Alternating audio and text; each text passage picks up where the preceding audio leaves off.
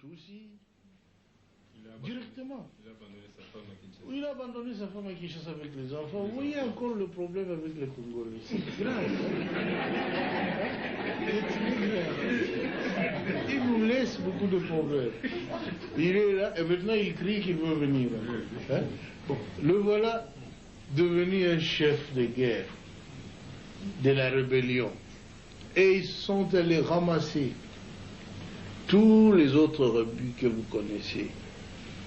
Les Tambo Mwamba,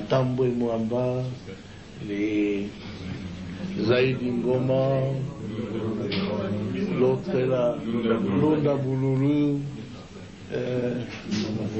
Wamba Diawamba. Et vraiment une kermesse de gens, en tout cas, corrompus et inutiles. Pardon, le Bizimakara, qui était mon ministre des Affaires étrangères, que je croyais congolais. Et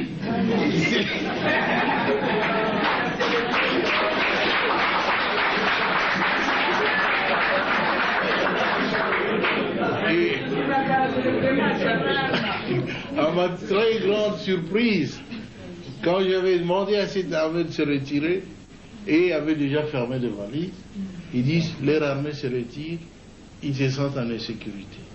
Je dis, mais non, votre armée reste. C'est l'armée rwandaise qui se retire.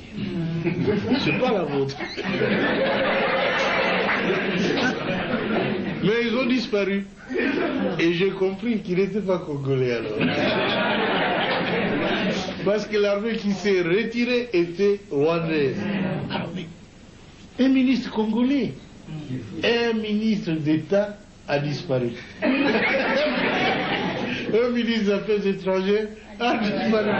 J'ai dit, nous étions infiltrés alors. Infiltrés au sommet de l'État. Alors ainsi on aura pu découvrir des documents où Kagame dirigeait ces gens-là, où il complotait pour que les Tutsis prennent la tête de ce grand pays qui n'est pas le leur. Alors ça en est trop, hein. Ce pays ne leur appartient pas. Ils veulent en prendre la tête. Quoi? Mais c'est pas possible, ça a été très grave. On a vu tout ça, si seulement on l'avait su avant, ça aurait été bien. Mais le conflit a éclaté après. Ils tentent le conflit, ceux qui n'ont pas pu réussir avec le coup d'État, qui avait échoué le 2 août. Et maintenant, je le vois en train d'échouer encore. Notre peuple se défend. Je suis très heureux que vous tous ayez pris conscience de la gravité de la situation pour nous mettre tous ensemble, tous les partis politiques confondus, chez nous. Tous les Congolais se sont mis ensemble derrière le gouvernement. Ils m'ont soutenu, je dois l'avouer très sincèrement. Et je ne sais même pas ce que je ferai pour les rendre ce qu'il faut.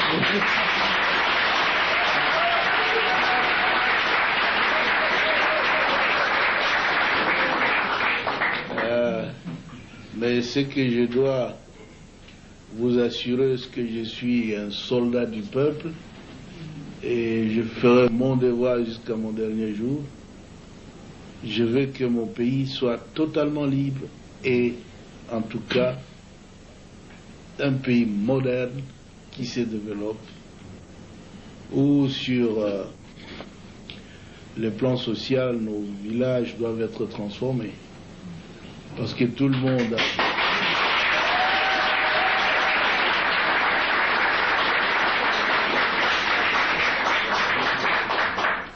beaucoup de nos élites, beaucoup d'intellectuels, beaucoup de citadins, de gens de ville qui sont habitués à la vie, ont peur de rentrer dans nos villages.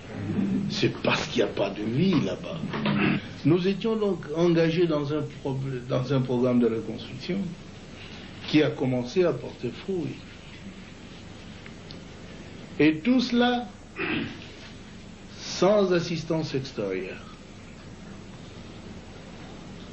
Parce que les habitudes politiques en Afrique, c'est qu'on doit attendre de l'aide de la France, des États-Unis, de l'Union européenne, de la, de la Banque mondiale, de ceci, cela.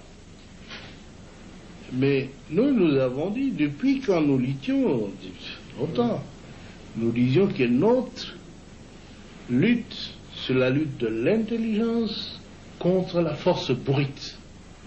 La force brute,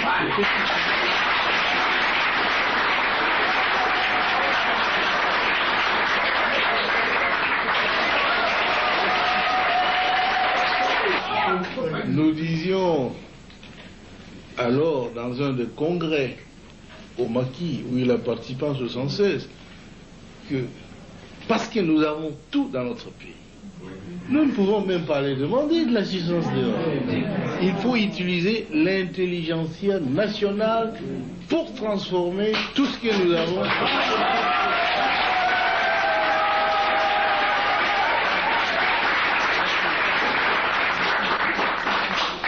Ainsi donc, lorsque nous sommes arrivés au pouvoir, fort de cette conviction-là, et jusqu'aujourd'hui, nous essayons de transformer nos richesses, notre monde, l'environnement économique, social, culturel, avec l'argent de notre pays. On n'a jamais reçu un seul sou d'ailleurs.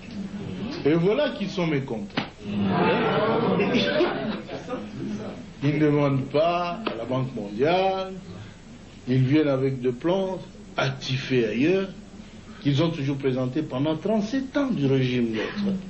Toujours le même plan. Ils sont venus avec ça, ça. Moi j'ai dit non. Notre plan à nous, c'est nous qui souffrons. Nous connaissons de quoi nous souffrons. Alors nous allons faire un plan pour résoudre notre problème. Ils disent, où est-ce que vous aurez de l'argent? Si on peut toujours l'avoir ici. Le Congo est riche. Et nous avons fait cela. Nous avons notre plan. Il est bien. C'est un plan qui doit développer notre pays. On les a demandés. Messieurs, nous voulons aussi des autoroutes. Tous ces ambassadeurs qui étaient là, parce qu'ils étaient tellement habitués à appeler des ministres, etc., moi j'ai dit, attention, mes ministres ne sont pas des garçons de course. J'ai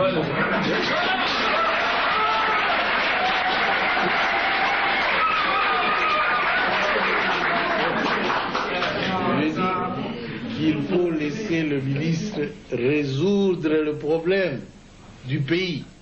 Si vous allez continuer à les appeler la nuit, des coups de téléphone, qu'est-ce que vous traitez avec eux? Chez nous, nos ambassadeurs ne vont pas faire ça. Ils ne sont pas capables d'appeler des ministres belges ou français ou américains qu'ils aillent chez l'ambassadeur congolais qui va leur dire des choses qu'il faut faire. Non. Et si vous ne les faites pas là, chez moi, je ne vais pas. Ils trouvent que je suis têtu, arrogant. Je dis, mais c'est pourtant la vérité. Chez vous, ça passe bien. Ça doit aussi passer bien chez nous. Ne vous immiscez pas dans nos affaires. Alors, comment est-ce que vous allez avoir de l'argent? Vous ne ferez même pas 3 mois. Moi, il dit, 3 mois? Mais je ferai plus que 3 mois.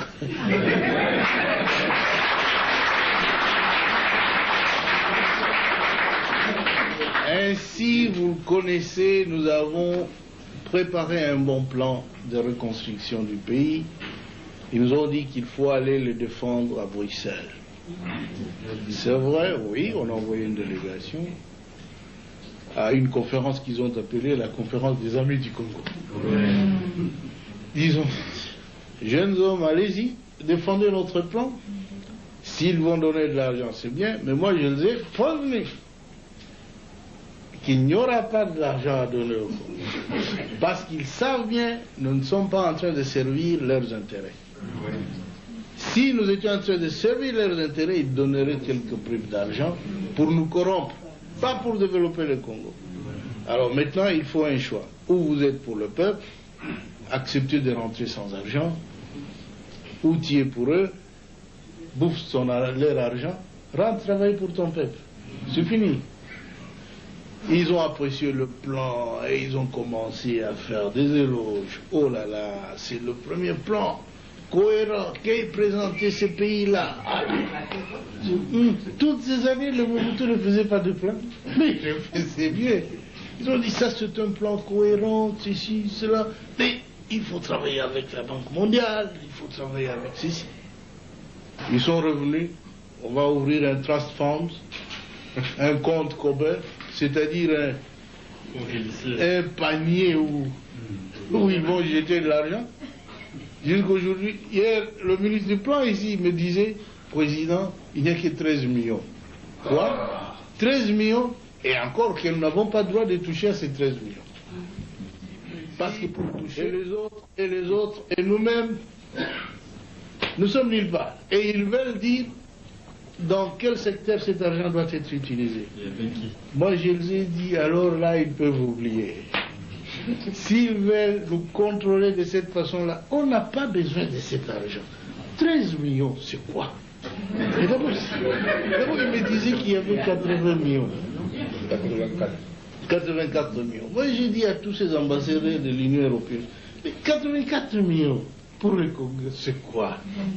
Nous avons beaucoup de moyens de faire sans cela. Ça fait 2 dollars par congolais. Oui. Nous avons moyen de faire sans vous, sans cet argent.